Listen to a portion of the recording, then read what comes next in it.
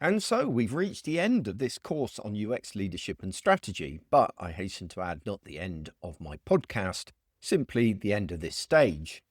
And in this last episode in the course, I wanted to share with you some final thoughts and encouragement for your journey ahead. Being a design leader within an organization is incredibly challenging, and you'll find yourself coming up against many roadblocks and difficulties along the way.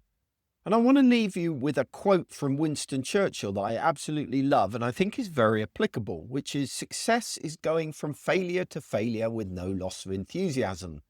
As you look forward and begin to work out how you're going to define your role within your organization and how you're going to begin to shift culture to be more user-centric, I would very much encourage you to keep that quote in mind, because making these kinds of big organizational changes is very much a marathon and not a sprint. You won't transform your organization's approach to UX overnight. There will be setbacks, there will be resistance, and there will be moments when you feel like you're not making progress. But if you maintain your enthusiasm through all those failures and keep pushing forward, you will gradually see change take hold. Let me give you a quick recap of what we've covered in this course. First of all, start by taking control of your role. Define your vision of what user experience is within your organization and what your role and the role of your team is. Don't allow others to define it for you. Secondly, step back from day-to-day implementation work as much as you possibly can, so that you can have a bigger impact across the organization on various digital projects. Do this by becoming an advisor, a consultant, but most importantly, someone that provides resources, education, and tools for other people to use. Third, work at building relationships with colleagues across the organization, teaching them and empowering them to start adopting user experience best practice themselves and to become UX practitioners. Ultimately, it all comes back to that well-known phrase, "Don't give a man a fish, but teach him how to fish."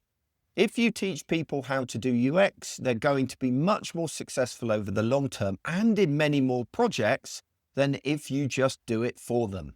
And finally, spend time working on culture hacking, changing the organization as a whole.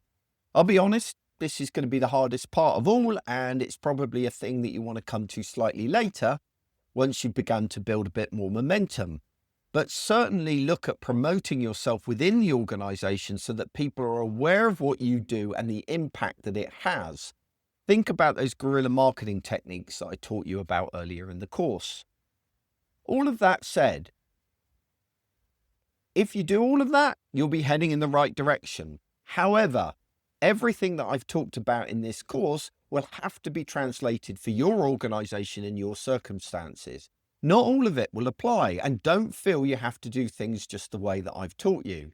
You need to find your own way. But I hope that the things that I've shared here will at least point you in the right direction.